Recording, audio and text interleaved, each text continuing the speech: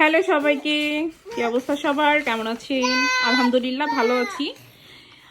Shopping করে চুল কেটে বাসায় আসছি। ছেলেকে গোসল করানো হয়েছে, আমরা গোসল করলাম। ছেলের চুল দিয়ে সবাই একাকার অবস্থা।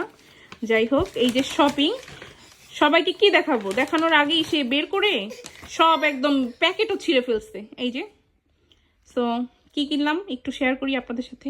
এই যে এখানে হচ্ছে ট্রাউজার, 2টা ট্রাউজার হয়েছে কেনা, তারপরে 3টা টি শার্ট, এই একটা, তারপরে হচ্ছে দাও টি শার্ট দেখাই সবাইকে, এই যে একটা, তারপরে হচ্ছে এই একটা, 3টা টি শার্ট। আর ধরতে দিবে না, তার জিনিস তো।